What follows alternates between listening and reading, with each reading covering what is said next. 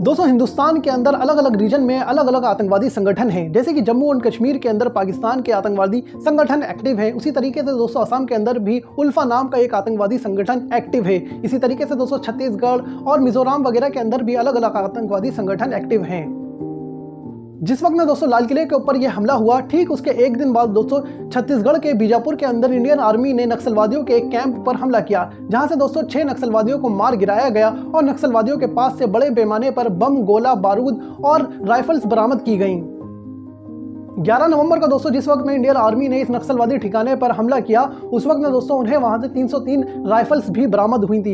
यही नहीं दोस्तों, राइफल के साथ में ऑटोमेटिक वेपन्स भी वहां से बरामद किए गए थे, जिससे दोस्तों इस बात का सबूत मिलता है कि नक्सलवाद इंडिया के रीजन्स में आज भी बड़े पैमाने पर फल फूल रहा है। हाल ही में इंडियन आर्मी ने नक्सलवादियों के एक बड़े लीडर नंबाला केशव राव को भी मार गिराया था। 6 जनवरी 2025 यानी दोस्तों इस साल की शुरुआत में नक्सलवादियों ने इंडियन आर्मी के ऊपर एक भीषण हमला किया, जहां पर दोस्तों नक्सलवादियों ने इंडियन आर्मी के 8 जवानों को शहीद कर दिया था। इन्होंने दोस्तों उस वक्त में एक्सप्लोजिव बम विस्फोट से इंडियन आर्मी के 8 जवानों को शहीद किया था।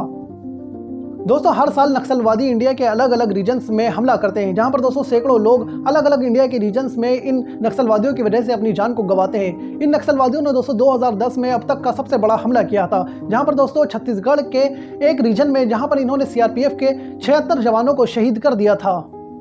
लेकिन दोस्तों इंडिया के अंदर केवल नक्सलवाद ही एक आतंकवादी संगठन नहीं है। इसी के साथ में दोस्तों असम के अंदर भी एक आतंकवादी संगठन है जिसका नाम है उल्फा। उल्फा ने दोस्तों 17 अक्टूबर 2025 को इंडियन आर्मी के ऊपर एक हमला किया था, जिसके अंदर दोस्तों इंडियन आर्मी के 3 जवान घायल हो गए थे। इन्हीं आतंकवादी संगठनों के साथ में दोस्तों इंडिया के अलग अलग रीजन्स में अलग अलग आतंकवादी संगठन है, जिनके कुछ नाम दोस्तों मैं आपको बता रहा हूँ। जैसे कि दोस्तों पंजाब का ये आतंकवादी संगठन जिसका नाम है बब्बर खालसा इंटरनेशनल, या फिर दोस्तों खालिस्तान कमांडो फोर्स। इसी तरह से दोस्तों त्रिपुरा का भी एक आतंकवादी संगठन है जिसका नाम है नेशनल लिबरेशन ऑफ त्रिपुरा। इसी तरीके से दोस्तों तमिलनाडु का भी एक आतंकवादी संगठन है जिसका नाम है तमिलनाडु लिबरेशन आर्मी। इसी तरह से दोस्तों नागालैंड का भी एक आतंकवादी संगठन है जिसका नाम है national socialist council of Nagaland. इस तरह से दोस्तों इंडिया के अलग अलग रीजन्स में अलग अलग आतंकवादी संगठन आज भी एक्टिव हैं। दोस्तों गवर्नमेंट ऑफ इंडिया ने आतंकवादी संगठनों की एक पूरी लिस्ट बनाई हुई है। इस लिस्ट को दोस्तों आप इस वक्त अपनी स्क्रीन के ऊपर देख सकते हैं। दोस्तों हाल फिलहाल में चाहे नक्सलवादी हो या फिर असम का आतंकवादी संगठन उल्फा हो, इन सभी ने दोस्तों इंडिया के अलग अलग रीजन्स में अलग अलग अटैक किए हैं, जहां पर दोस्तों इन्होंने खासतौर पर इंडियन आर्मी को अपना निशाना बनाया है। लिहाजा दोस्तों ये बात कहना कि आतंकवादी केवल एक ही धर्म से होते हैं, ये पूरी तरीके से गलत है। सही मायनों में तो दोस्तों आतंकवाद का कोई भी धर्म नहीं होता, किसी भी आतंकवादी का कोई भी धर्म नहीं होता।